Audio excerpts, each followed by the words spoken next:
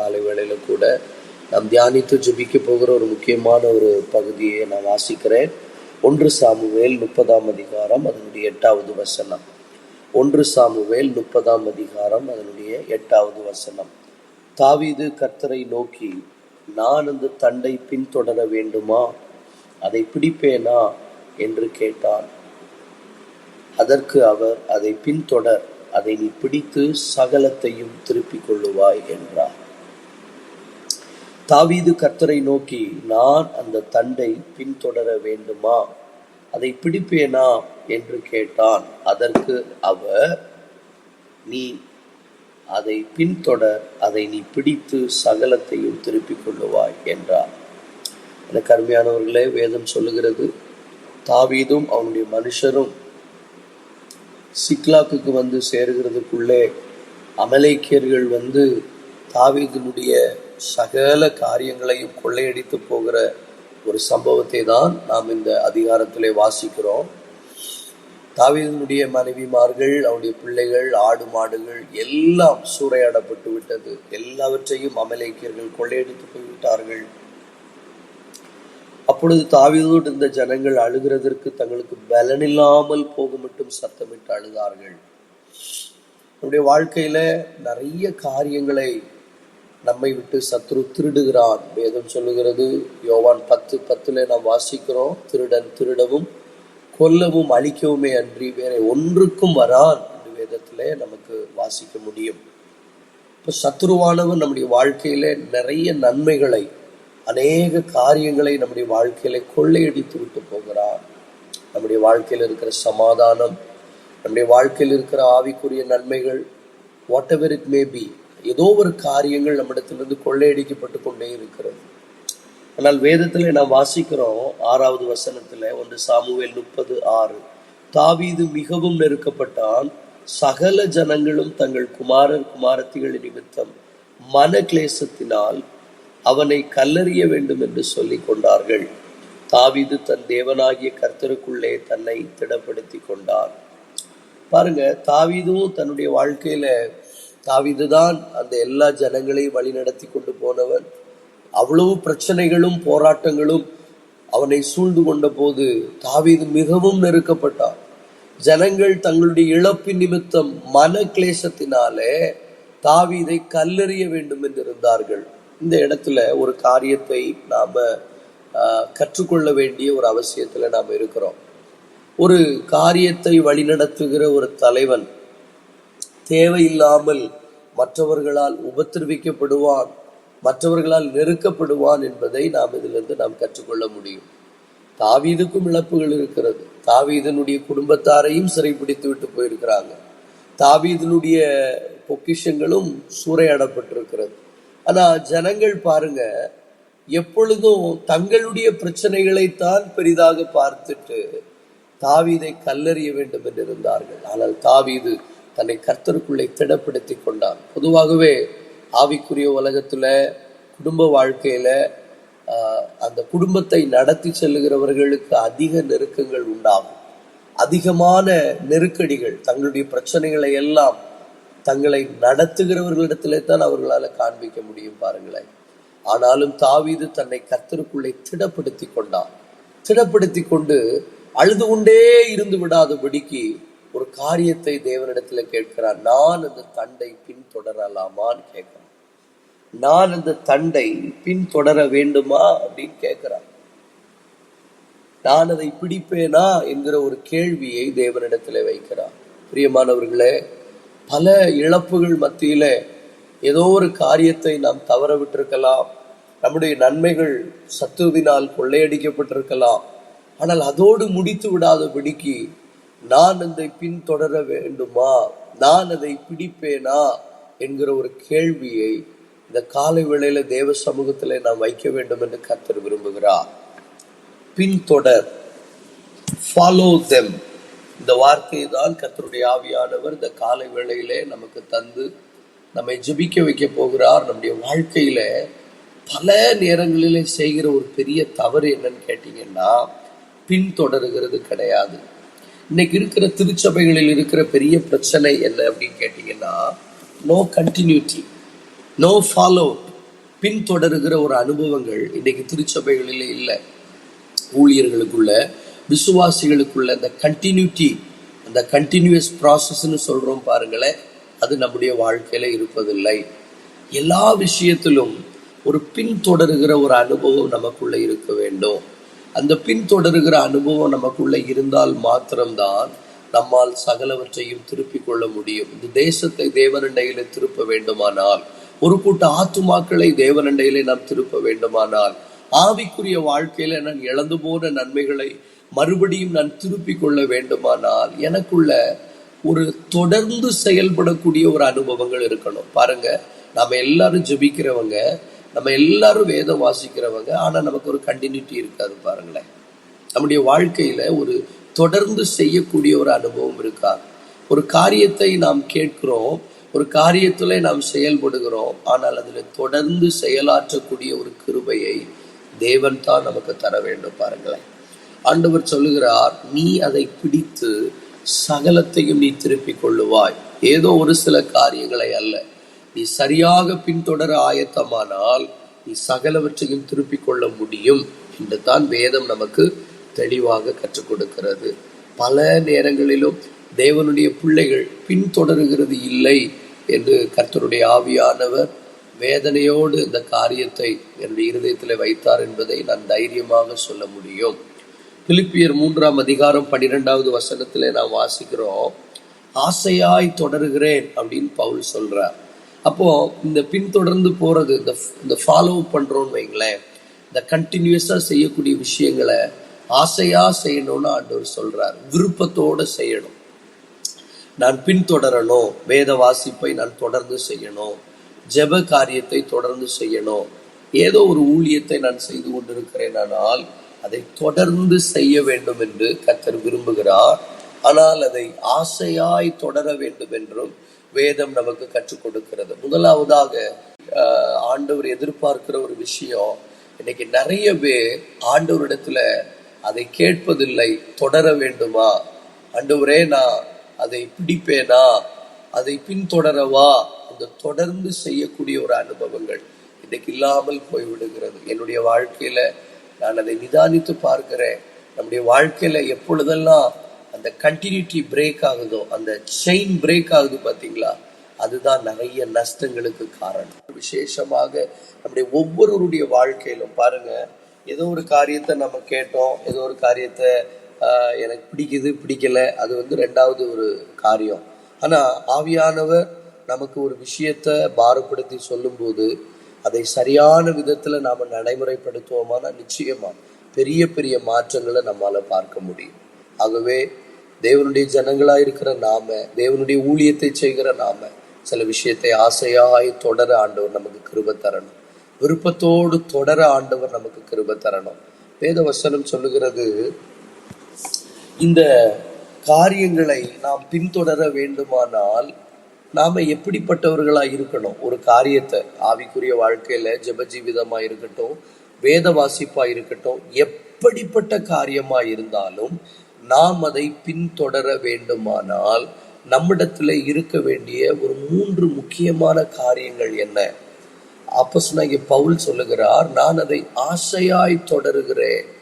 ஒரு விஷயத்தை நாம் ஆசையாய் தொடர வேண்டுமானால், வேதத்தை தான் படிக்கிறோம்னு வச்சுக்கோங்களேன், நாம் அதை ஆசையாய் தொடர வேண்டுமானால், ஒரு ஜெப ஜீவிதத்தை ஆசையாய் தொடர வேண்டுமானால், ஒரு ஆவிக்குரிய யாத்திரையை ஆசையாய் தொடர வேண்டுமானால் நம்மிடத்துல இருக்க வேண்டிய முதலாவது காரியம் என்னன்னு கேட்டீங்கன்னா, பிலிப்பியர் 3ஆம் அதிகாரம் அதனுடைய 10வது வசனத்திலே வாசிக்கிறோம், இப்படி நான் அவரையும் அவருடைய உயிர்த்தெழுதலின் வல்லமையையும் அவருடைய பாடுகளின் ஐக்கியத்தையும் அறிகிறதற்கும் அவருடைய மரணத்திற்கொப்பான மரணத்திற்கு உள்ளாகி எப்படி ஆகிலும் நான் மரித்தோரிலிருந்து உயிரோடு எழுந்திருப்பதற்கு தகுதியாகும்படிக்கு எனக்கு ஒரு குவாலிஃபிகேஷன் தேவை. நான் தகுதி ஆகணும். நான் எதற்காக இதை தொடர்கிறேன்? ஆனால் ஏதோ ஒரு காரியத்தை நான் திருப்பிக் கொள்ளுவதற்காக மாத்திரமல்ல, நான் தகுதியாகணும். I want to qualify myself in Christ. கிறிஸ்துவுக்குள்ள நான் தகுதியாகணும். நான் இன்னும் தகுதியாய் மாறணும். நான் இன்னும் வேதத்தை அதிகமாய் தொடர்ந்து நான் தியானிக்க எனக்கு எது கிருபை தருகிறதுன்னு கேட்டீங்கன்னா, நான் இன்னும் தகுதி ஆகணும், இன்னும் நான் அதிகமாய் நான் என்னை குவாலிஃபை பண்ணணும் அப்படிங்கிறது தான். ஒரு மனுஷன் அல்லது ஒரு மனுஷி தொடர்ந்து ஒரு எக்ஸசைஸை செய்கிறாங்க அப்படின்னா அவங்களுக்குள்ள ஒரு எண்ணம் இருக்கும், தகுதி ஆகணும், தங்களுக்குள்ள ஒரு தகுதியை உண்டாக்கணும், ஒரு குவாலிஃபை ஆகணும். ஐ want to be a qualified person. நான் ஒரு குவாலிஃபைடான நபராக நான் மாற வேண்டும். படிக்கிற காலகட்டத்தில் எப்படியாகிலும் டிகிரி வாங்கிடணும், ஃபர்ஸ்ட் கிளாஸில் பாஸ் பண்ணணும் அப்படிங்கிற ஒரு எண்ணம் இருக்கிறவர்களால் தான் சில காரியத்தை தொடர்ந்து செய்ய முடியும். அதுபோல தான் அப்போஸ்தலனாகிய பவுல் சொல்லுகிறார், நான் எப்படியாகிலும் தகுதி ஆகணும். இன்னைக்கு எந்த காரியங்களையும் நம்மால தொடர முடியாததற்கு காரணம் நாம தகுதி ஆகணுங்கிற எண்ணம் நமக்குள்ள வருகிறது இல்லை. குவாலிஃபைடான ஒரு பர்சனாய் நான் மாறணும், ஒரு குவாலிஃபைடான நபராக நான் மாறணுங்கிற எண்ணம் நமக்கு வரணும். ரெண்டாவது பாருங்க, அதே அதிகாரத்துல 11வது வசனம், அவருக்காக எல்லாவற்றையும் நஷ்டம் என்று விட்டேன், குப்பையுமாக எண்ணுகிறேன். அப்போ ஒரு காரியத்தை தொடர வேண்டுமானால் ஒரு காரியத்தை நான் விடத்தான் வேண்டும். சில காரியத்தை நான் விடாத வரையிலும் சில காரியத்தை நான் தொடர முடியாது. 2 எஜமானனுக்கு ஊழியம் செய்ய உங்களால் ஒருவனாலும் கூடாது என்று வேதம் நமக்கு கற்றுக் கொடுக்கிறது. இந்த காலை வேளையில மிகுந்த பாரத்தோடு இந்த விஷயங்களை நான் கர்த்தருக்குள்ள நான் பகிர்ந்து கொள்ளுகிறேன். சில விஷயங்களை நாம் விட்டால் மாத்திரம்தான் சில விஷயங்களை நாம் தொடர முடியும். 2 காரியங்களையும் ஒருபோல நம்மால் செய்ய முடியாது. அநேக தேவ பிள்ளைகள் ஆவிக்குரிய வாழ்க்கையில வளர வேண்டும் என்று விரும்புகிறோம், ஆண்டவருக்காக எதையாயிலும் செய்ய வேண்டும் என்று விரும்புகிறோம். ஆனால் சில விஷயங்களை விடுவதற்கு நாம் ஆயத்தம் இல்லை. சில விஷயங்களை விடுவதற்கு நாம் ஆயத்தமானால் நிச்சயமாகவே சில விஷயங்களை ஆசையாய் தொடருவதற்கு தேவன் நமக்கு கிருபை தருவார். அது மாத்திரமல்ல, 3வதாக மற்றவைகளை மதிப்பிடுகிற விதம். நான் ஒரு காரியத்தை தொடரும் போது மற்றவைகளை நான் எப்படி வேல்யூ பண்றேன், மற்ற விஷயங்களை நான் எவ்வளவு மதிப்பிடுகிறேன் என்பது ஒரு ரொம்ப முக்கியம். நான் மற்ற விஷயங்களை நான் தொடருகிற காரியங்களை விட அதிகமாய் மதிப்பிடுகிறேன், ஆனால் என்னால் அந்த விஷயத்தை தொடர முடியாது. நான் இருக்கிற காரியங்களை விட நான் தொடர்ந்து போகிற விஷயங்களை அதிக மதிப்பிற்குரியதாக நான் பார்க்க வேண்டும். உங்களுக்கு புரியும்னு நான் கர்த்தருக்குள்ள நம்புகிறேன். பல நேரங்களிலும் நாம தொடர்ந்து போகிற விஷயத்த அதிக கனமுள்ளதாக எண்ணாமல் போகிற பட்சத்துல யோசித்து பாருங்க, தாவீது சத்துருக்கள் அமலேக்கியர்கள் சிறைபிடித்து கொண்டு போனதை கனத்திற்குரியதாய் பார்க்காவிட்டால், கனத்திற்குரியவைகளாக எண்ணாதிருந்தால், கனத்திற்குரியவைகளாக பார்க்காதிருந்திருந்தால் நிச்சயமாக அவனால் அதை பின்தொடர்ந்திருக்க முடியாது. ஆனால் தன்னிடத்துல இருக்கிறவைகளை விட இழந்தவைகளை கனத்திற்குரியவைகளாக தாவீது பார்த்திருக்கிற கூடும். நிறைய பேர் இழந்ததை குறித்து நாம எப்படி போயிடுச்சுல அவ்வளவுதான், அதை பத்தி திரும்ப பேசக்கூடாது அப்படின்னு தான் சொல்றாங்களே தவிர இருக்கிறதை கனத்திற்குரியவைகளாக பார்த்து விட்டு இழந்தவைகளை கனவீனமாக பார்க்கிறோம். அந்த ஸ்திரீ 10 வெள்ளிக்காசுல 1 வெள்ளிக்காசு காணாமல் போன போது அந்த 9 வெள்ளிக்காசை கனத்திற்குரியதாக நினைக்கும். பொதுவா இந்த ஹியூமன் சென்ஸ் எப்படி இருக்கும், அந்த சென்ஸ் ஆஃப் ஹியூமர்னு சொல்றோம் பாத்தீங்களா, நம்முடைய மனப்பான்மை எப்படி இருக்கும்னா யூசுவலாகவே இழந்ததை போட்டு, அது ஏற்கனவே கொஞ்சம் கிழிஞ்சுதான் இருந்துச்சு, அதனால அது போட்டும் அப்படின்னு சொல்லிடுவோம். அந்த இழந்ததை ஒரு மாதிரி கனத்திற்குரியவைகளாகவே நாமவே ஒரு பிக்சரை உண்டு பண்ணிடுறோம். ஆனா கவனித்து பாருங்க, அந்த ஸ்திரீ தன் கையில் இருந்த 9 வெள்ளிக்காசை கனத்திற்குரியவைகளாக நினைத்திருந்தாள், நிச்சயமாக அந்த 1 வெள்ளிக்காசை அவள் தொடர்ந்து பிடித்திருக்க முடியாது, தேடி இருக்க முடியாது.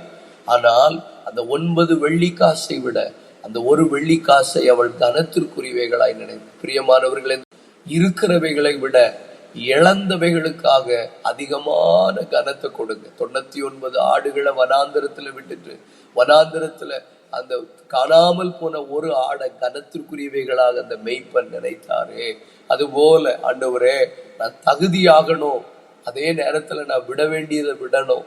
அது மாத்திரம் அல்ல, எல்லா காரியத்திலும் எனக்குள்ள இழந்ததை குறித்து, நான் தொடர்ந்து போக வேண்டியதை குறித்த ஒரு கனம் எனக்குள்ள உண்டாகட்டும். நான் திரும்பவும் சொல்றேன், நான் தகுதியாகணும். எப்படியாகிலும் நான் தகுதியாகும்படிக்கு அவருடைய உயிர் தெழுந்த வல்லமையில அவரோடு கூட நான் எழுந்திருப்பதற்கு தகுதியாகும்படிக்கு இப்படியாக அவருடைய மரணத்தையும் அவருடைய உயிர் தெழுதலையும் அவரையும் அவருடைய பாடுகளின் ஐக்கியத்தையும் அறிகிறதற்கு அவருடைய மரணத்திற்கு ஒப்பான மரணத்திற்குள்ளாகி எப்படியாகிலும் அவருடைய உயிர் தெழுந்த வல்லமையில அவரோடு கூட நான் பங்கடைவதற்கு நான் தகுதியாகணுமே.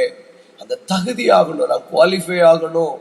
அதே நேரத்துல நான் விட வேண்டியதை விட்டால் மட்டும்தான் தொடர முடியும். நான் கனத்திற்குரியவைகளாக எண்ணினாதான் தொடர முடியும். வேதாகமத்துல முக்கியமாக எழுதப்பட்டிருக்கிற ஒரு வார்த்தை என்னன்னு கேட்டீங்கன்னா, மறைமுகமாகவோ வெளியரங்கமாகவோ வேதாகமம் நமக்கு சொல்லி கொண்டிருக்கிற ஒரு முக்கியமான விஷயம் என்னன்னு கேட்டீங்கன்னா, ரெஸ்டோரேஷன், திருப்பி கொள்ளுதல். பாருங்க, தாவீது நினைச்சிருக்கலாம் நம்ம புதுசா சம்பாதிச்சுக்கலாங்க, புதுசா வாங்கிக்கலாம். இன்னைக்கு கிறிஸ்தவத்துல இப்படிப்பட்ட ஒரு பொல்லாத ஆவிக்கிரியை செய்து கொண்டிருக்கிறது. கிறிஸ்தவ உலகத்துல ஜெபிக்கிறவர்கள் மத்தியில ஆவிக்குரியவர்கள் என்று சொல்லுகிற நமக்கிடையே ஒரு பொல்லாத ஒரு சுபாவம் என்றுதான் நம்ம அதை சொல்லணும். அது என்னன்னு கேட்டீங்கன்னா, going for the new one, புதியவைகளை நோக்கி போ, புதியவைகளை நோக்கி உன்னுடைய கவனத்தை செலுத்துன்னு சொல்லி ஒரு புதிய ட்ரெண்ட் வந்திருக்கு பாருங்க. புதியவைகளை நோக்கி, பழச விட்டுரு. அந்த ஆண்டவர் சொல்றாரு, தாவீதை மூலமாக நாம கற்றுக்கொள்ளுகிறோம், அவன் திருப்பி கொள்ளணுங்கிற இருதயம் அவனுக்குள்ள இருந்தது. இதை கேட்டுக்கொண்டிருக்கிற எனக்கு அருமையான சகோதரா, சகோதரி, தகப்பனே, தாயே, அருமையான தேவனுடைய ஊழியக்காரரே, திருப்பி கொள்ளணுங்கிற ஒரு வாஞ்ச நமக்குள்ள வரட்டும்.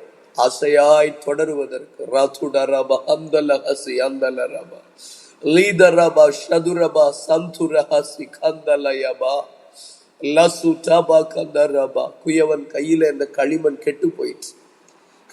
குயவன் கையில கெட்டு போனோன்னு அப்படியே தூக்கி போட்டுட்டு புதுசா ஒண்ணு செய்திருக்கலாம்ல, இல்ல, அதே களிமண்ணை ரெஸ்டோர் பண்றார். He tried to restore. எரேமியா 18ஆம் அதிகாரத்துல அதுதானே வாசிக்கிறோம். 4வது வசனத்துல அதை ரெஸ்டோர் பண்றார். எப்படியாகிலும் அதை ரெஸ்டோர் பண்ணி எடுக்கணும். பேதுரு ஆண்டவரை மறுதலித்துட்டு போன உடனே தூக்கி போட்டுட்டு அவன் ஸ்தானத்துல வேற ஒருத்தனை எடுக்கணும்னு நினைச்சாரா? இல்ல, அவனை ரெஸ்டோர் பண்ணணும்னு நினைக்கிறார். இன்னைக்கும் ஆண்டவர் நம்முடைய குடும்ப வாழ்க்கையில நிறைய விஷயங்களை ரெஸ்டோர் பண்ணணும்னு நினைக்கிறார். இந்த வார்த்தையை தீர்க்க தரிசனமா ஆண்டவர் எனக்கு சொல்றார். Don't go for the new one, don't set your mind for any new thing. புதிய காரியம், புதிய விஷயம், புதுசுன்னு ஓடாதீங்க. Please try to restore the God given things. ஆண்டவர் தந்த விஷயங்களை ரெஸ்டோர் பண்ணுவதற்கு முயற்சி எடுங்க. ஒரு சின்ன பொருள் நாசமானா கூட அது சரி பண்ணணும்னு சிலருக்கு தோண மாட்டேங்குது பாருங்க. உடனே தூக்கி போட்டுருவாங்க.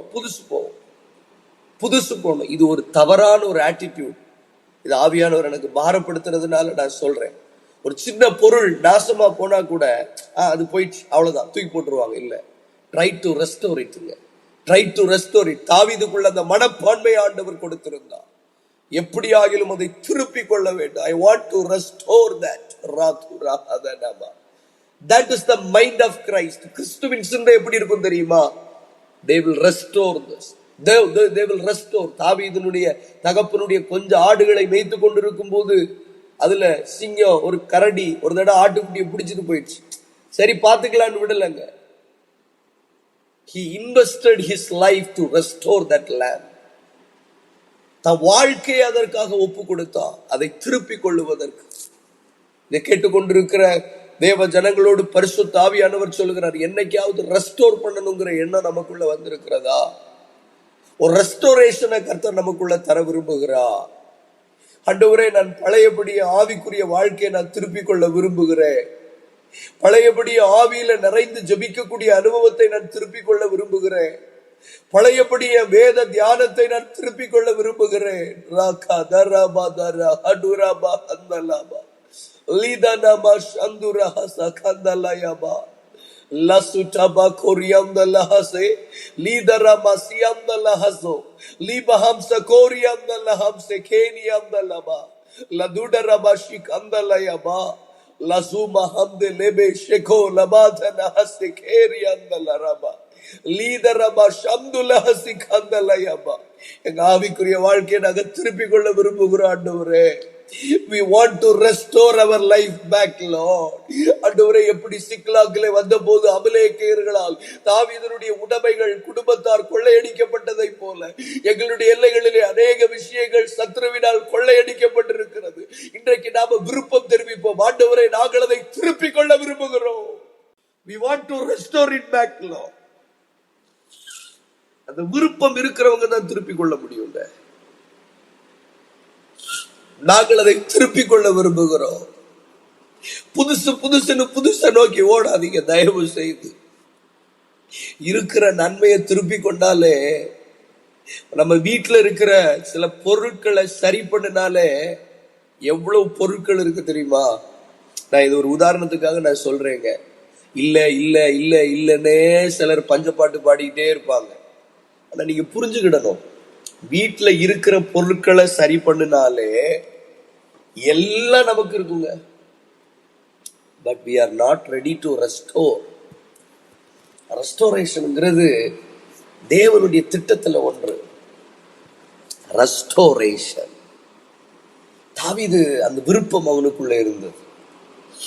கருமையானவர்களை, இந்த ரெஸ்டோரேஷனை ஆண்டவர் நமக்குள்ள தரணும். நான் இது ஒரு பிரசங்கமா நீங்க நினைக்க வேண்டாம், அல்லது இந்த பிரசங்கத்துக்கு நல்ல மார்க் போடணும் அப்படிலாம் இல்லை. ஏதோ நான் கற்றுக்கொள்றேன்னா ஆண்டவர்கிட்ட இருந்து, ஆண்டவரை நான் ரெஸ்டோர் பண்ண விரும்புறேன். என் பைபிள் மெடிடேஷன் ரெஸ்டோர் ஆகணும்பா ஆண்டவரே, என் ஜெப ஜீவிதம் ரெஸ்டோர் ஆகணும் ஆண்டவரே சொல்லி எத்தனை பேர் நீங்க ஜெபிக்க முடியும்? அதை திருப்பி கொள்ளணும்னு விரும்பணுங்க. ஒரு புதிய காரியத்தை செய்யணுங்கிறத விட ரெஸ்டோரேஷனுக்கு முக்கியத்துவம் கொடுங்க. கர்த்தர் நிச்சயமா நம்மளை ஆசீர்வதிப்பார். பாருங்க, what will stop following pursue. நம்ம ஒரு விஷயத்தை தொடரக்கூடாதபடிக்கு நம்மை தடை பண்ணுகிறது எது? நாம ஒரு விஷயத்தை தொடர்றோம் இல்லையா? நம்ம ஒரு விஷயத்தை தொடரணும்னு நினைக்கிறோம். அந்த விஷயத்தை தொடரக்கூடாதபடிக்கு நம்மை தடை பண்ணுகிற சக்திகள் என்ன? பிலிப்பியர் 3ஆம் அதிகாரம் அதனுடைய 12வது வசனம். நான் அடைந்தாயிற்று. இதான் முதல் காரணம், இதுதான் அடைந்தாயிற்று. அவ்வளவுதான், சாட்டிஸ்பேக்ஷன். அடைந்தாயிற்று. நான் அப்டைன் பண்ணிட்டேன், நான் அட்டைன் பண்ணிட்டேன், நான் எல்லாத்தையும் முடிச்சுட்டேன். அடைந்தாயிற்று. ஆவிக்குரிய வாழ்க்கைன்னா இவ்வளவுதாங்க. ஜெபன்னா இவ்வளவுதான், வேத வாசிப்புனா இவ்வளவுதான், பிரசங்கன்னா இதுதாங்க. அடைந்தாயிற்று. எந்த காரியமோ நம்மால் பின்தொடர முடிய வேண்டுமானால் அடைந்தாயிற்று என்கிற ஒரு எண்ணம் நமக்குள்ள வரவே கூடாது. அந்த சாட்டிஸ்பாக்சன் வந்துடவே கூடாது. நிறைய விசுவாசிகளுக்குள்ள, நிறைய ஊழியர்களுக்குள்ள அந்த திருப்தி வந்துச்சு, சாட்டிஸ்பாக்சன். அடைந்தாயிற்று, அப்பாடா அப்படிங்கிற ஒரு எண்ணம். அடைந்தாயிற்று இல்லை இல்லை அப்படிங்கிற ஒரு எண்ணம் வருகிறவர்கள் பின்தொடர முடியாது. கற்றுக்கொள்றீங்களா? ஏதாவது அடைந்தாயிற்றுங்கிற ஒரு எண்ணம் நமக்குள்ள வந்துவிடவே கூடாது. அடைந்தாயிற்று, நான் பெற்றுக்கொண்டேன். அடுத்து பாருங்க, நான் தேறினவனானே, ஐ எம் பெர்ஃபெக்ட் அப்படிங்கிற ஒரு எண்ணம். இதுக்கும் வித்தியாசம் இருக்கு பாருங்க. அடைந்தாயிற்றுன்னு சொல்றது வேற, நான் ஃபினிஷ் பண்ணிட்டேன் அப்படின்னு சொல்றது. நான் பெர்ஃபெக்ட்ங்கிறது வேற. நான் பெர்ஃபெக்டா தான் இருக்கிறேன், நான் எதுக்கு தொடரணும், நான் எதுக்கு தேடணும்? இந்த தொடருவதற்கு இன்னொரு சரியான ஒரு வார்த்தை தேடுவது. அந்த தொடருகிற ஒரு அனுபவம் யாருக்குள்ள வரும்னா, தன்னை பெர்ஃபெக்ட் இல்லை, நான் இன்னும் முன்னேறணுங்கிற அனுபவம் உள்ளவர்களுக்கு மாத்திரம்தான் அது வரும். பாருங்க. மூன்றாவதாக எண்ணுகிறது. வேதம் சொல்லுகிறது, தேறினவன் என்று எண்ணாமல் எண்ணுகிறது. Counted like that. நம்மளை நாமே நினைச்சுக்கிறோம் அப்படி. நமக்குள்ள சில எண்ணங்கள், அந்த தாட்ஸ். முதலாவது, இந்த சாட்டிஸ்பாக்சன் நம்மளுடைய தொடர்ந்து போகிற அனுபவங்களை கெடுத்து விடும் என்பதை நீங்களும் நானும் மறந்து விடவே கூடாது. சாட்டிஸ்பாக்சன் வந்துடவே கூடாது. அடைந்தாயிற்று அப்படிங்கிற ஒரு எண்ணம் விடவே கூடாது. ரெண்டாவது, தேறினவனானே, எனக்கு தெரியாதது என்னங்க, நான் எல்லாம் எனக்கு தெரியும், இதை சொல்லுங்க அதை சொல்லுங்க நான் செய்திருவேன். அந்த பெர்ஃபெக்ட்ங்கிற ஒரு எண்ணம். மூன்றாவது, எண்ணுகிறது, தாட்ஸ். நம்முடைய சிந்தனைகள், நம்முடைய தாட்ஸ். அப்படி அடைந்தாயிற்று என்றோ நான் தேறினவன் என்று எண்ணாமல் அப்படின்னு அப்போஸ்தலனாகிய பவுல் அழகாக இங்கே சொல்லுகிறத நம்மால பார்க்க முடியும். இப்போ முதலாவதாக ஒவ்வொரு காரியமாக நம்ம சொல்லி நாம ஜெபிக்க போகிறோம். ஆண்டவரே, இன்னைக்கு கிறிஸ்தவ சமுதாயத்துல சபைகள் அடைந்தாயிற்றுங்கிற ஒரு எண்ணத்துக்குள்ள வந்துடுச்சே, ஊழியர்கள் அடைந்தாயிற்றுங்கிற ஒரு எண்ணத்துக்குள்ள வந்துட்டாங்களே, வேலை ஸ்தலத்துல அடைந்தாயிற்று, போதும் ஒரு சேலரி, ஏதோ ஒரு ஸ்கேல்ல சம்பளம் கிடைக்குது, அடைந்தாயிற்றுங்கிற ஒரு எண்ணம் எந்த ஒரு சபைக்குள்ள, எந்த ஒரு ஊழியருக்குள்ள, எந்த ஒரு விசுவாசிக்குள்ள வருகிறதோ அவர்கள் தொடருவதை நிறுத்தி விடுவாங்க. அவங்களுக்கு தொடரணுங்கிற எண்ணம் வராது. ஆனா பவுல் சொல்றார், ஆசையாய் தொடருகிறேன்.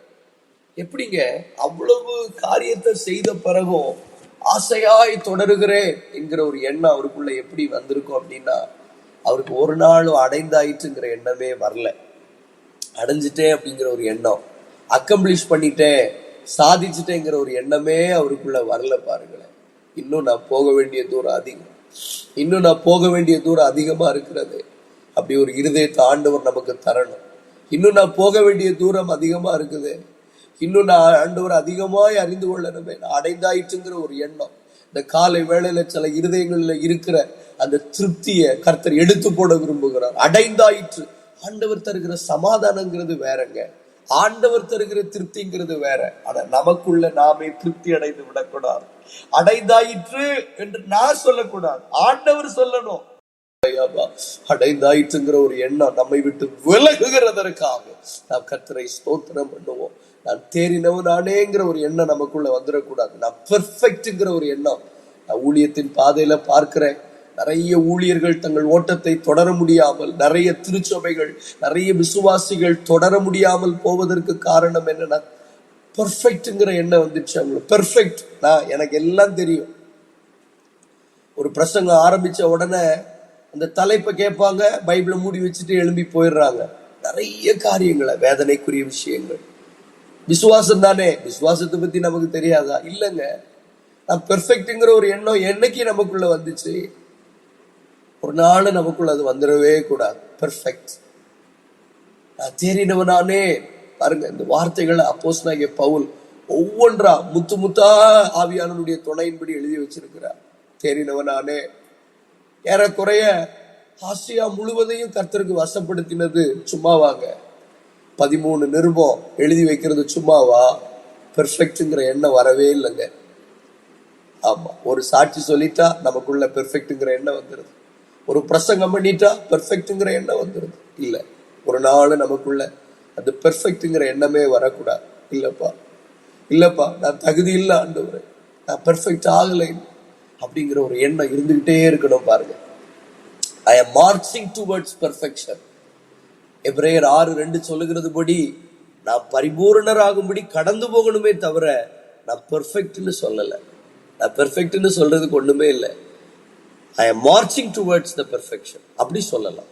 ஐ am marching towards the perfection அப்படின்னா தொடர்றது வந்துருது. பாருங்களேன், அடைந்தாயிற்றுங்கிற ஒரு எண்ணம் நமக்குள்ள வந்து விட்டால் நம்மால தொடர முடியாது. அதுதான் முதலாவது சத்ரு நமக்குள்ள கொண்டு வருகிற ஒரு விஷயம், அடைந்தாயிற்றுங்கக்கூடிய எண்ணம். இரண்டாவது, தேறினவனானே என்கக்கூடிய விஷயங்கள் நம்முடைய தொடருகிற அனுபவத்தை தடை பண்ணிவிடும். மூன்றாவது, எண்ணுகிறோம். நான் அடைந்தாயிற்று அல்லது முற்றும் தேறினவனானேன் என்று எண்ணாமல், ஐ am not counted like that, நான் எண்ணக்கூடாது. ஆனால் வேதம் சொல்லுகிறது, அவர் நம்மை உண்மை உள்ளவர்கள் என்று எண்ணி, God counted us, நம்மை கர்த்தர் எண்ணுகிறார், அது வேற. ஆனா நாம நம்ம எண்ணக்கூடாது. அந்த எண்ணுகிறது ஆண்டவருக்கு பிடிக்காது. நாம் நம்மை குறித்து என்ன எண்ணுகிறோம், என்ன குறித்த ஆண்டவர் என்ன சொல்லுகிறார் என்பதை விட்டுட்டு நான் எண்ணக்கூடாது. என்னுடைய தாட்ஸ், என்னுடைய சிந்தனையில ஒரு மாற்றம் வரணும். மிகவும் முக்கியமான ஒரு விஷயத்தை நாம தியானித்து கொண்டிருக்கிறோம். மிகவும் பொறுமையா, வேகமா ஒரு பிரசங்க பாணியில போகிறது எனக்கு ரொம்ப எளிமையா இருக்கும், ஈஸியா இருக்கும். ஆனா நான் அப்படி போக விரும்பல. ஆவியானவர் என்னை இப்படி நடத்துகிறார். அதனால நான் அந்த பாதையில நான் போக விரும்புகிறேன். நம்ம எண்ணுகிறோம். பாருங்க, நிறைய நேரம் நமக்குள்ள இருக்கிற எண்ணங்கள், தாட்ஸ், நம்முடைய தாட்ஸ் தான் நம்முடைய தொடருகிற அனுபவங்களை நிறுத்தி விடுகிறது.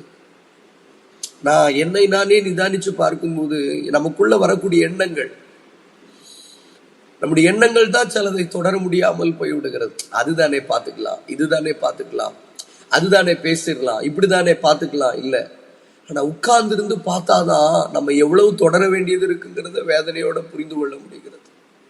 இந்த வேதத்துல நான் தொடர வேண்டியது எவ்வளவு இருக்கே ஆண்டவரே, உம்மை தொடர வேண்டிய விஷயங்கள் எவ்வளவு இருக்கே ஆண்டவரே.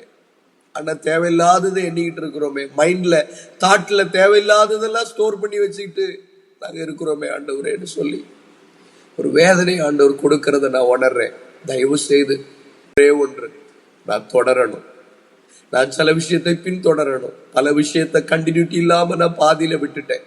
அதுக்கு என்ன காரணம்னா, என்னை அறியாமலேயே அடைந்தாயிற்றுங்கிற ஒரு எண்ணம் எனக்குள்ள வந்திருக்கலாம், அல்லது தெரிந்தவனானே அப்படிங்கிற ஒரு காரியம் இருக்கலாம், அல்லது தாட்ஸ், என்னுடைய எண்ணங்கள்ல மாற்றம் வந்திருக்கலாம். என்னுடைய எண்ணங்கள், அவங்கள விட நான் நல்லா தான் பேசுறேன், அவங்கள விட நான் நல்லா தான் ஜெபிக்கிறேன். அந்த எண்ணம் எல்லாம் மாறட்டும்பா, அந்த எண்ணம் எல்லாம் எங்களுக்குள்ள மாறட்டும். பிலிப்பியர் 3:15 வாசிக்கிறோம், ஆகையால் நம்மில் தேறினவர்கள் யாவரும் இந்த சிந்தையாய் இருக்க கடவும். எந்த காரியத்திலாவது நீங்கள் வேறே சிந்தையாய் இருந்தால் அதையும் தேவன் உங்களுக்கு வெளிப்படுத்துவார். தேவன் தான் வெளிப்படுத்துறாருன்னு நான் நம்புறேன்.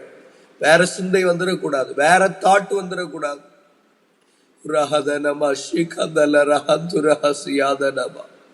ஆண்டவரே, அந்த எண்ணங்களை, எல்லா எண்ணங்களுக்கும் மேலாக உங்களுடைய சிந்தை எங்களுக்குள்ள உண்டாகட்டும்பா. எங்களுக்குள்ள தேவையில்லாத எண்ணங்கள் வந்து எங்களை தொடரக்கூடாது, இப்படி செய்திடக்கூடாது. நல்ல பைபிள் படிச்சுட்டு இருப்பாங்கன்னா, இதை ஏன் திரும்ப திரும்ப நான் சொல்றேன்னா, இதை ஒரு அடையாளமாக நான் வச்சு சொல்றேன், அல்லது இதுதான் ஃபர்மோஸ்ட் கருத்துன்னு கூட நீங்க எடுத்துக்கலாம். நல்ல பைபிள் படிச்சுக்கிட்டே இருப்போங்க, நமக்குள்ள ஒரு தாட் வந்துடும், இதெல்லாம் நீ படிச்சது தானே, திரும்ப திரும்ப படிச்சுக்கிட்டே இருப்பியா அப்படின்னு ஒரு தாட் வந்துட்டா போதும், அந்த பைபிளை மூடிடுவோம். இந்த டைரி எழுதக்கூடிய ஹேபிட் எனக்கு உண்டு பாருங்களேன். நான் எதை தியானிச்சாலும் எழுதிக்கிட்டே இருப்பேன். அதனால பென் வாங்கிட்டே இருப்பேன், பேனா வாங்கிட்டே இருப்பேன். I love to right. ஏன்னா ஆண்டவருக்கு எழுதுறது பிடிக்கும். அதனாலதான் மோசே சீனாய் மலைக்கு வரவழைத்து எழுத கொடுத்தா. இன்னைக்கு அதெல்லாம் தொடர முடியல நிறைய பேரால. இந்த எழுத்து காரியங்களை தொடர முடியல. நல்ல நல்ல டிஃப்ரெண்ட் பென் எல்லாம் வச்சு கலர் கலரா எழுதி ஆண்டவருடைய வசனத்தை கோடிட்ட அனுபவங்கள் எல்லாம் இன்னைக்கு நிறைய பேருக்குள்ள இல்லாம போயிடுச்சு. அவர் தரையில குனிந்து எழுதினார்னு இருக்கேன். எழுதுறது தேவனுக்கு ரொம்ப பிடிக்கும். ஆனா அதை தொடர முடியாமல் போறதுக்கு காரணம் தாட். சிந்தனையில சத்துரு சிலதை விதைச்சிருவான். சும்மா எழுதிக்கிட்டே இருக்கிறியே, என்ன யூஸ்? பக்கம் பக்கமா எழுதி என்னத்தை தான் நீ சாதிச்ச? அந்த தாட், அந்த எண்ணம் நம்மை தொடர விடாமல் பண்ணிவிடும். ஆனா இந்த காலை வேளையில சிலர் ரெஸ்டோர் பண்ண விரும்புகிறார். God wants to restore. மறுபடியும் எழுதுகிறதை கர்த்தர் நமக்கு தொடருவதற்கு கிருபை தரட்டும். நிறைய பேருக்குள்ள ஒரு தாட், எழுதி என்ன பிரயோஜனம்? மனசுல வச்சா போதாதா? அந்த அந்த அந்த தாட் வந்த அடுத்த நிமிஷத்துல நீங்க தொடர்றது நின்று போயிடும். இதை நான் எக்ஸ்பீரியன்ஸ் பண்ணி நான் சொல்றேன். எதுக்கு சும்மா பைத்தியகாரத்தனமா உட்கார்ந்து எல்லாத்தையும் நம்ம எழுதிட்டு இருக்கிறோம்? வசனத்தை எழுதி எழுதி எழுதி ஏன் அதை பைபிள்லயே குறிச்சு வச்சா போதாதா? இப்படி எல்லாம் தாட் வரும் பாருங்க. பைத்தியமா தோன்றுகிறது தேவனுக்கு ஞானமா இருக்குங்க. எனக்கு அருமையானவர்களே, நம்முடைய சிந்தனையில மாற்றங்கள் வரணும். நீங்க அந்த எண்ணங்களுக்கு செவி கொடுத்துட்டீங்கன்னு வைங்களேன், உங்க தாட்ஸுக்கு கீழ் பிடிஞ்சிட்டீங்கன்னா, எதுக்கு தேவையில்லாம எழுதுற? எதுக்கு தேவையில்லாம பைபிளை புரட்டி எதுக்கு இங்கிலீஷ் பைபிள் தமிழ் பைபிள்ல வச்சு கம்பேர் பண்ணி படிக்கணும்? எதுக்கு இவ்வளவு ரிஸ்க் எடுக்கணும்? ஒரு தாட்டு போதுங்க, நம்ம தொடர்றதை நிறுத்தி விடும். 4வது ஆதியாகமம் 26:20. கேரூர், அந்த கேரார் மேய்ப்பர் என்ன செய்தாங்கன்னா, இந்த தண்ணீர் தங்களுடையது என்று சொல்லி ஈசாக்குடைய மேய்ப்பருடனே வாக்குவாதம் பண்ணினார்கள். அவர்கள் தங்களுடைய வாக்குவாதம் பண்ணினபடினால் அந்த துறவுக்கு ஏசேக் என்று பெயரிட்டார்கள்.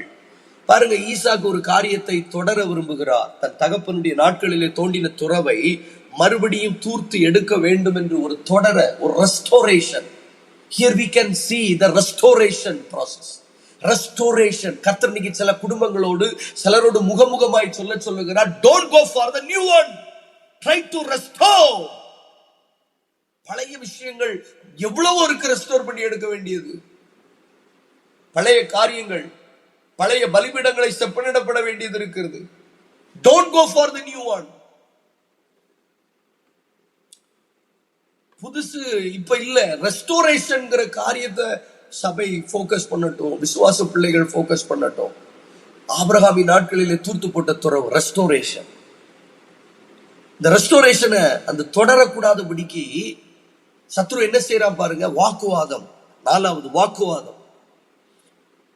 பேச்சுன்னு கூட சொல்லலாம், தேவையில்லாம பேசுறது வாக்குவாதம், ஆர்குமெண்ட், வெயின் ஆர்குமெண்ட், சீர்கேடான கட்டுக்கதைகள், கிளவி பேச்சுகளுக்கு நீங்களாயிருந்து வீண் பேச்சுக்கு இடம் கொடுத்து விசுவாசத்தை விட்டு விலகி போனார்கள் பவுல் தீமோத்தேயுவுக்கு எழுதுகிறார். என்னதெல்லாம்? வீண் பேச்சு, வெயின் ஆர்குமெண்ட்ஸ், வீண் பேச்சு. சும்மா பேசிக்கிட்டே இருங்க, தொடர முடியாது. நான் அனுபவிச்சிருக்கிறேங்க. ஆனா நான் அதை விரும்புறேன். நான் அந்த காலை வேளையில நான் அதை விரும்புறேன். அமைதியா அந்த யாருக்கிட்டையும் ரொம்ப பேசாம இருக்கிறவங்கள பாருங்க, தொடருவாங்க. They are something following. They can follow something. பேசிக்கிட்டே இருக்கிறவன் உருப்பிட முடியாது. பேசிக்கிட்டே இருப்பாங்க பாருங்க. சிலருக்கெல்லாம் பேசலைன்னா உயிர் போயிடும். சும்மானாலும் போன்ல யாருக்கிட்டையாவது பேசணும், பேசிக்கிட்டே இருக்கணும், யாருக்கிட்டையாவது தொணன்னு பேசணும். எங்க பேசுறது தப்பில்லை, நமக்கு எல்லாம் தேவை. ஆனா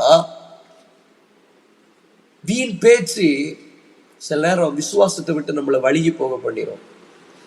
இங்க நல்ல ஜெபத்துல தொடரணும்னு நினைக்கிறீங்களா? அமைதியா இருங்க, ஜெபிக்கலாம், ஜெபத்துல தொடரலாம்.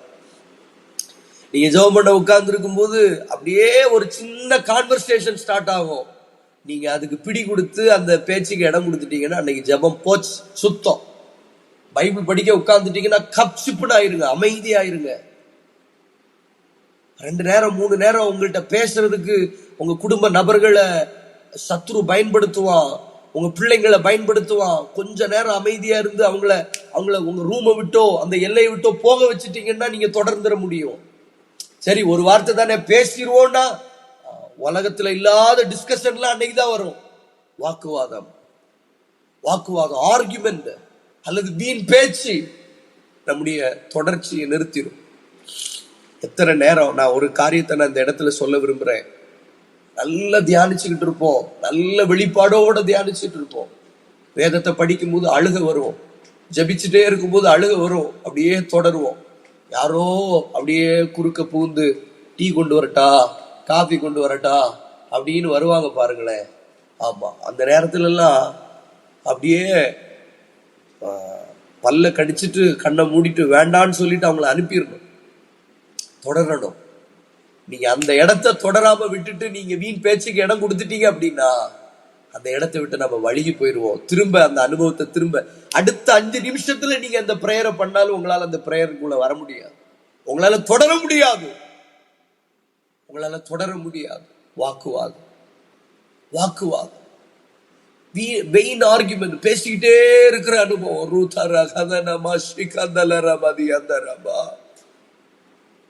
நிறைய பேரால தொடர முடியாமல் போகிறதற்கு காரணம் தேவையில்லாத பேச்சு.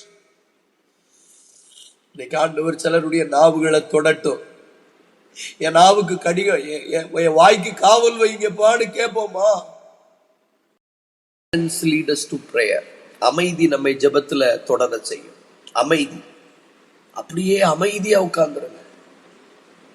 அதான் தாவீது 39 சங்கீதத்துல சொல்றார், நலமானதையும் பேசாமல் அடக்கி கொண்டேன். நலமானதையும் பேசாம நான் அடக்கி கொண்டேன்.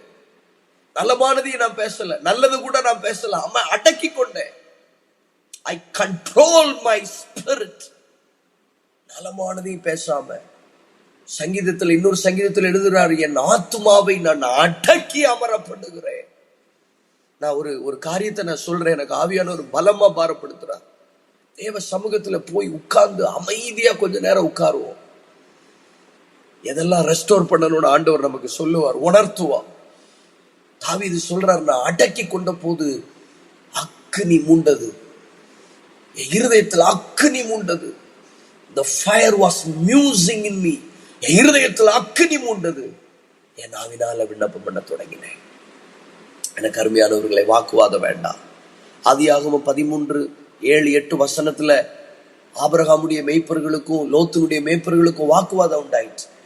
அடுத்த வசனத்துல ஆபிரகாம் சொல்றார், நாம் சகோதரர், நமக்குள்ள வாக்குவாதம் வேண்டாம். ஏன்னா அவருக்கு தெரியும் வாக்குவாதம் பண்ணா நம்மளால தொடர முடியாது. நம்ம போக வேண்டிய கானான் வரைக்கும் போகணும். நம்ம தலைமுறை கானான் வரைக்கும் தொடரணும்னா வாக்குவாதம் வேண்டாம். தயவு செய்து யாரோ ஒருத்தரோட கர்த்தர் பேசிக்கிட்டு இருக்கிறார், அப்படியே ஆர்கியூ பண்ணிக்கிட்டே இருக்காதீங்க ப்ளீஸ். போன்ல ஆர்கியூமெண்ட் பண்ணாதீங்க, சும்மா அப்படி பேசிக்கிட்டே இருக்காதீங்க. தயவு செய்து உங்க ஆவியை அடக்கி அமர பண்ணுங்க. தன் ஆவியை அடக்காத மனுஷன் மதிலிடிந்த பட்டணத்திற்கு ஒப்பா இருக்கிறான். எனக்கு அருமையானவர்களே, ஐந்தாவது ஒரே ஒரு காரியம், சூழ்நிலைகள் நம்மை தொடரக்கூடாதபடி செய்யும். 2 ராஜாக்கள் 2ஆம் அதிகாரம் 2ஆம் வசனம். எலியா எலிசாவை நோக்கி, நீ இங்கே இரு, கர்த்தர் என்னை பெத்தேல் மட்டும் போக அனுப்புகிறார் என்றான். அதற்கு எலிசா, நான் உம்மை விடுகிறது இல்லை என்று கர்த்தரின் ஜீவனையும் உம்முடைய ஜீவனை கொண்டு சொல்லுகிறேன் என்றான். அப்படி இருவரும் பெத்தேலுக்கு போனாங்க. ஒரு காரியத்தை தொடரணும்னா டிட்டர்மினேஷன் வேணும், தீர்மானம் வேணும், உறுதி வேணும். உறுதி வேணுங்க. ஐந்தாவது உறுதி வேணும். ஒரு காரியத்தை தொடரக்கூடாமல் போகிறதுக்கு காரணம் சிச்சுவேஷன், சூழ்நிலை. கர்த்தர் என்னை எடுத்துக்கொள்ள போகிறார், நான் பெத்தேல் மட்டும் போகிறேன். ஆனா எலிசாவுக்கு இருந்த உறுதியை பாருங்களேன். அந்த உறுதி, நான் உம்மை விடுகிறது இல்லை. ரூத்துக்குள்ள இந்த உறுதி இருந்துச்சு. நான் இனி உம்மை விட்டு போகிறது குறித்து நீ என்கூட பேசக்கூடாது அப்படின்னு சொல்லிட்டு, அது அப்பிறகு நகோமி அதை குறித்து பேசல. அந்த உறுதி, இந்த கன்சிஸ்டன்சி. எனக்கு அருமையானவர்களே, அடைந்தாயிற்றுங்கிற எண்ணம், தேறினவனானேங்கிற எண்ணம் வந்துடக்கூடாது. எண்ணக்கூடாது, தேவையில்லாம எண்ணக்கூடாது. 4வது வாக்குவாதம், வீண் வார்த்தைகள். 5வது சூழ்நிலைகள். அதுலேயும் நம்மளுடைய அந்த உறுதியை ஆண்டவர் பார்த்து நம்மை தொடரும்படி செய்ய கிருபை தருவார். ஒரே ஒரு காரியத்தை கடைசியா நான் சொல்லி முடிக்கிறேன். இன்னைக்கு நாம செய்து கொண்டிருக்கிற ஒரு பெரிய தவறு என்னன்னா, ஃபாலோ பண்றது இல்லை, பின்தொடருகிறது இல்லை. அப்போஸ்தலர் 8ஆம் அதிகாரம் அதனுடைய 12வது வசனத்தை நான் வாசிக்கிறேன். அப்போஸ்தலர் 8 அதனுடைய 12. அப்போஸ்தலர் 8 அதனுடைய 12வது வசனம் நான் வாசிக்கிறேன். தேவனுடைய ராஜ்யத்திற்கும் இயேசு கிறிஸ்துனுடைய நாமத்திற்கும் ஏற்றவைகளை குறித்து பிலிப்பு பிரசங்கித்ததை அவர்கள் விசுவாசித்த போது புருஷரும் ஸ்திரீகளும் ஞானஸ்தானம் பெற்றார்கள். அப்பொழுது சீமோனும் விசுவாசித்து ஞானஸ்தானம் பெற்று பிலிப்புவை பற்றி கொண்டு அவனால் நடந்த அடையாளங்களையும் பெரிய அற்புதங்களையும் கண்டு பிரமித்தார். 14வது வசனம் ரொம்ப முக்கியம். சமாரியர் தேவ வசனத்தை ஏற்றுக்கொண்டதை எருசலேமில் உள்ள அப்போஸ்தலர்கள் கேள்விப்பட்டு பேதுருவையும் யோவானையும் அவரிடத்தில் அனுப்பினார்கள். Follow up. பிலிப்பு போய் சமாரியா பட்டணத்துல இயேசு கிறிஸ்துவின் நாமத்திற்கு ஏற்றவைகளையும் தேவனுடைய ராஜ்யத்திற்கு ஏற்றவைகளையும் பிரசங்கித்தார். புருஷர்களும் ஸ்திரீகளும் ஞானஸ்தானம் பெற்றார்கள். அதோடு நின்று விடல. அப்போஸ்தலர்கள் அதை கேள்விப்பட்டு பேதுருவையும் யோவானையும் ஃபாலோ அப் மினிஸ்ட்ரிக்கு அனுப்பினாங்க. இன்னைக்கு ஃபாலோ அப் மினிஸ்ட்ரி குறைஞ்சு போச்சு. சுவிசேஷம் அறிவிக்கிறோம், அப்புறம் ஃபாலோ பண்றது இல்லை. ஒரு குடும்பத்துல போய் ஒருத்தங்களுக்கு ஜெபம் பண்ணிட்டு வர்றோம், திரும்ப அவங்கள ஃபாலோ பண்றது இல்லை.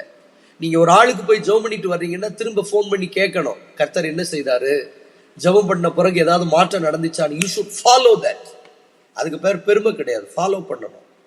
நாங்க ஜெபம் பண்ணிட்டு வந்தோமே, அன்னைக்கு உபவாசம் இருந்து ஜெபம் பண்ணோமே, உங்க குடும்பத்துல என்ன மாற்றம் இருக்கு, ஃபாலோ பண்ணணும். ஞானஸ்தானம் எடுத்தவங்களை ஃபாலோ பண்ணணும். இவங்க ஃபாலோ பண்ணதுனாலதான் உங்களுக்கு பரிசுத்தாவின் அபிஷேகத்துக்கு நிறைய நடத்த முடிந்தது. இன்னைக்கு நிறைய பேர் ஃபாலோ பண்றது இல்லை. கருமையானவர்களை, ஞானஸ்தானம் பெற்றவர்களை, நீங்க சுவிசேஷம் அறிவிச்சவங்களை ஞானஸ்தானத்துக்கு நேர நடத்துவதற்கு ஃபாலோ பண்ணுங்க, தொடருங்க. ஞானஸ்தானம் எடுத்தவங்களை பரிசுத்தாவின் அபிஷேகத்துக்கு நேர நடத்த தொடருங்க. பரிசுத்தாவின் அபிஷேகத்துக்கு நேர நடத்தப்பட்டவர்களை ஆவின் வரங்களுக்கு நேராக நடத்துவதற்கு தொடருங்க. அவங்கள சபை கூடி வருதல்ல கொண்டு வருவதற்கு தொடருங்க. அந்த தொடர் ஊழியத்தை தாழ்மை உள்ளவர்களால தான் செய்ய முடியும். அவன் போயிட்டு ஊழியம் செய்து வந்த இடத்துல நாம் போய் தொடரணுமா அப்படின்னு அவன் நினைக்கல. பாருங்க, பிலிப்பு பந்தி விசாரிப்புக்காரர்கள்ல ஒருவன். அன்றாட விதவைகள்ல அவங்க பந்தி விசாரிக்கப்படலன்னு தெரிந்து கொள்ளப்பட்டவன்ல ஒருவன் தான் பிலிப்பு. அப்போ பேதுரு யோவானை விட ரொம்ப தாழ்ந்த நிலைமையில தான் இருந்தவர் பிலிப்பு. ஆனா அந்த பிலிப்பு செய்த ஊழியத்தை அப்போஸ்தலர்களாகிய யோவானும் பேதுருவும் ஃபாலோ பண்ணணும்னா அவங்களுக்குள்ள இருக்கிற ஒரு தாழ்மையை பாருங்களேன், அந்த ஹியூமிலிட்டி பாருங்களேன், அந்த ஹம்பிள்னஸ். இந்த ஹம்பிள்னஸ் நமக்குள்ள வந்தா நிச்சயமாய் நம்மால தொடர்ந்து விட முடியும். ஆண்டவரே, எத்தனையோ பேருக்கு நாங்க சுவிசேஷம் அறிவிச்சிருக்கிறோம், ஆனா அவங்கள நாங்க தொடர தவறி விட்டோம்ப்பா. ஆண்டவரே, எத்தனையோ பேருக்கு நாங்க ஞானஸ்தானத்தை பத்தி சொல்லியிருக்கிறோம், ஆனா அவங்கள தொடர தவறிட்டோம்ப்பா. பைபிள் வாங்கி கொடுத்தோம், ஆனா பைபிள் படிச்சீங்களான்னு கேட்கறதுக்கு தொடர தவறிட்டோம்ப்பா. நான் சொல்றது உங்களுக்கு விளங்கும்னு நான் நம்புறேன். பைபிள் வாங்கி கொடுக்கறது ரொம்ப ஈஸிங்க. இப்ப நான் கூட யோசிக்கிறேன், ஒரு 2 மாசத்துக்கு முன்னாடி ஒரு தம்பிக்கு பைபிள் வாங்கி கொடுத்தேன். ஆனா இன்னைக்கு வரைக்கும் அவனுக்கு போன் பண்ணி பைபிள் படிக்கிறியா தம்பின்னு கேட்கறதுக்கு எனக்கு ஒரு கண்டினியூட்டி இல்லை. நான் அதை ஒத்துக்கொள்ளுகிறேன். எத்தனை பேர் ஒத்துக்கொள்ள முடியும்? நான் பைபிள் வாங்கி கொடுத்துட்டேன்னு சொல்லி சிரிக்கிறது விஷயம் இல்லைங்க. நான் பைபிள் வாங்கி கொடுத்துட்டேன், என்னையும் சேர்த்து நான் என்னன்னா இந்த இடத்துல I feel shame about me, என்னை குறித்து நான் வேதனையா நான் நினைக்கிறேன். ஏன்னா சில நேரங்கள்ல நாம சில விஷயங்களை செய்யறோம், ஆனா தொடர்றது இல்லை. அந்த கிருபை ஆண்டவர் நமக்கு தரும்படி வலது கரங்களை உயர்த்துங்க பார்க்கலாம். நம்ம ஜெபித்து முடிக்க போகிறோம். ஆண்டவரே, எத்தனையோ பேருக்கு சுவிசேஷம் அறிவிச்சோம், எத்தனையோ பேருக்கு ஞானஸ்தானத்தை பத்தி சொன்னோம், ஆனா எடுத்தீங்களான்னு தொடர்றது இல்லை. நான் காலேஜ் படிக்கும் போது எங்களுடைய லேப் அட்டெண்டர், ஒரு லேப் அசிஸ்டன்ட் அக்கா இருக்காங்க, அவங்க பேரு சுலோச்சனா. அவங்களுக்கு நான் இயேசுவை பத்தி சொன்னேன், அவங்க சத்தியத்தை ஏற்றுக்கொண்டாங்க, இன்றைக்கும் கர்த்தருக்குள்ளதான் இருக்கிறாங்க. ஆனா ஞானஸ்தானம் இன்னும் எடுக்கல பாருங்க. நான் ஃபாலோ பண்ணிட்டே இருந்தேன், எத்தனையோ வருஷம் ஃபாலோ பண்ணிட்டே இருக்கிறேன். ஆனா இப்போ ஒரு வருஷமா நான் ஃபாலோ பண்றதை நிறுத்திட்டேன். அது என் மேல உள்ள ஒரு தப்பு. அந்த ஆத்துமா நரகத்துக்கு போனா ஆண்டவர் என்கிட்ட தானே கணக்கு கேட்பா. இந்த காலையில இந்த செய்தியின் மூலமா ஆண்டவர் என்னையும் தட்டி எழுப்புகிறத நான் உணர்கிறேன். மறுபடியும் ரெஸ்டோர் பண்ணுவதற்கு வேண்டிய கிருபைகளை எங்களுக்கு தாங்கப்பா. ஒரு பிலிப்பு செய்துட்டு வந்த ஊழியத்தை, அவ போய் செய்துட்டு வந்த ஊழியத்தை நான் ஃபாலோ பண்ணணுமா அப்படிங்கிற பெருமை அவங்களுக்குள்ள வரலையே. யாரு போனா என்ன, நாங்க அடுத்த நிலைமைக்குள்ள அவங்களை நடத்துவதற்கு பின்தொடர எங்களுக்கு கிருபை தாங்கப்பா. அப்படியே கரங்களை உயர்த்தி ஸ்தோத்திரம் பண்ணும்போது ஒவ்வொருவருக்குள்ள, ஆண்டவரே நான் அதை பின்தொடரவா, நான் அதை பிடிப்பேனா என்று தாவீது கேட்ட போது, பின்தொடர், நீ அதை பிடித்து சகலவற்றையும் திருப்பிக் கொள்ளுவாய். இந்த காலை வேளையில சகலவற்றையும் திருப்பிக் கொள்ளுவதற்கு ஒரு பின்தொடருகிற ஒரு இருதயத்தை எங்களுக்கு தாங்க. அந்த ஒவ்வொருவரையும் ஆசீர்வதிங்க, பலப்படுத்துங்க. பெரிய காரியங்களை கர்த்தர் செய்ய போகிறேன். இந்த நாளிலே ஒரு தாக்கத்தை சிலருக்குள்ள நீர் ஏற்படுத்தியிருக்கிறீர், அதற்காய் ஸ்தோத்திரம். ஒவ்வொருவரையும் ஆசீர்வதிங்க. இயேசு கிறிஸ்துவின் நாமத்தில் ஜெபிக்கிறோம், ஜெபம் கேளும் எங்கள் நல்ல பிதாவே, ஆமென். என் ஆத்துமாவே கர்த்தரை ஸ்தோத்திரி, என் முழு உள்ளமடி பரிசுத்த நாமத்தை ஸ்தோத்திரி. என் ஆத்துமாவே கர்த்தரை ஸ்தோத்திரி, கர்த்தர் செய்த சகல உபகாரங்களையும் மறவாதே. ஆமென். ஆசீர்வாதம் பிதாவாகிய தேவனுடைய அன்பும் ஆண்டவராகிய இயேசு கிறிஸ்துவின் கிருபை பரிசுத்த ஆவியானவருடைய அந்யோன்யம் ஐக்கியம் பாதுகாப்பு கூடி வந்திருக்கிற ஒவ்வொரு பிள்ளைகளோடும் இழந்ததை திரும்ப பெற்றுக்கொள்ள வேண்டும், தொடர வேண்டும் என்கிற இருதயத்தோடு வருகை பரியந்தம் இருக்க கிருபை தாரும். ஆமென், ஆமென்.